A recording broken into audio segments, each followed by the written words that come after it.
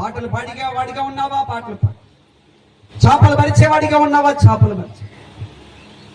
వంట చేసే పనులు, ఇంకో పనులు, పరిచయం ఏదైనా కావచ్చు, మైక్ పెట్టే పని కావచ్చు, ఏదైనా ప్రతిదీ కూడా విలువైనది. ప్రియమైన వారు, ఇంత విలువైన పనిని కాదని ఇంకా ఏదో ఆశించి ఏం చేస్తున్నారు? తిరుగుబాటు చేస్తారు. నన్ను గుర్తించట్లేదుగా, నాకు అది ఇవ్వలేదుగా, నాకు ఇది ఇవ్వలేదుగా, అది ఇవ్వచ్చుగా, నాకు 2 పాటలు ఇవ్వచ్చుగా, 4 పాటలు ఇవ్వచ్చుగా. చూడండి, ఈ తిరుగుబాటు అనేది మంచిది కాదు. అది ఎప్పుడు కూడా మన ఆత్మీయ జీవితానికి క్షేమం కాదు. కోరాహు అదే చేస్తున్నాడు. మేము మొయ్యం, మేము యాజకత్వం చేస్తాం. దేవుడు నిన్ను మొయ్యమంటున్నాడు, నువ్వేమో యాజకత్వం చేస్తానంటున్నావు. మోషే అంటున్నాడు, నాకెందుకయ్యా, ఆయన ఏ పని చెప్తే అది చెయ్యి, ఒకవేళ నీకే అప్పగిస్తే నువ్వే చెయ్యి, నాకు సంబంధం లేదు. రేపొద్దు నువ్వు కూడా ఆ ధూపార్తం చేత పెట్టుకుని వచ్చేసి దేవుడు ఏది నిర్ణయిస్తే అది జరిగింది. ప్రియమైన దేవుని వల్లరా, అది దేవుని ఏర్పాటు కాదు, అది దేవుని ఉద్దేశం కాదు. కోరాహు మనసులో పుట్టిన ఆలోచన, తన 250 మంది మనసులో పుట్టిన ఆలోచన. ఉట్టికెక్కలేనమ్మ స్వర్గానికి ఎక్కుతానన్నదట.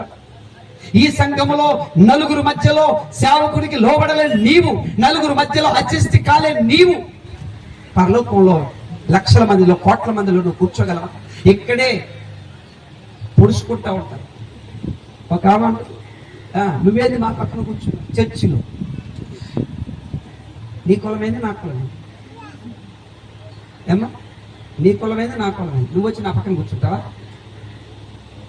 అంటే మనం చర్చికి వచ్చినా, దేవుని వాక్యం విన్నా మన కులం చావదు, ఏమా మన స్టేటస్ సావదు, మన ఆలోచన మారదు, మనం మారం. మనం శరీర సంబంధమైన జీవితం మంది. చూడండి, ఇక్కడే నువ్వు దిద్దపడకపోతే, ఇక్కడే నీ మనసు మారకపోతే, పైకి మాత్రం మనము మారామని చెప్పుకుంటున్నాము, కానీ నిజంగా లోపల ఒరిజినల్ అలాగే ఉంది. లోపల ఒరిజినల్ అలాగే ఉంది, చెక్కు చెదర్లా, దానికి ఏం దోకలేదు, అది అలాగే ఉంది. స్టేటస్, మన స్టేటస్ తగ్గోళ్ళతోనే మనం పరిచయం, వాళ్ళతోనే మాట్లాడతాం, వారికి వందనాలు, వాళ్ళ పక్కనే కూర్చుంటాం. చినిగిపోయిన వాళ్ళ పక్కన, మురికి వాళ్ళ పక్కన కూర్చోలేవే. వాళ్ళు మనుషులు కాదా? ఏమా వాళ్ళు మనుషులు కాదా? వాళ్ళు దేవుని పిల్లలు కాదా? మరి ఎందుకు కూర్చోలేకపోతున్నాం? వాళ్ళకి ఎందుకు వందనాలు చెప్పట్లేదు? వాళ్ళకి ఎందుకు పలకరించట్లేదు? చూడండి, మన ఆలోచనలు మారట్లేదు. మన బుర్రల్లో ఆ చెత్తంతా నింపుకొని ఉన్నాం మనం.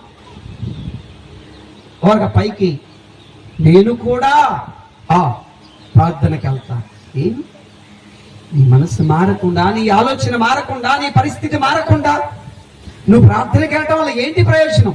చెప్పండి, ఏంటి ప్రయోజనం? ఏంటి? ఈరోజు చాలా మంది ఈ చెత్త నింపుకొని ఉన్నారు. చెత్త అంతా పోవాలి. చీపురు పట్టుకొని దులిపినట్టుగా దులిపేస్తే తప్ప మనం దేవుని రాజ్యానికి వారసులు కాలేం. ప్రియమైన దేవుని వల్ల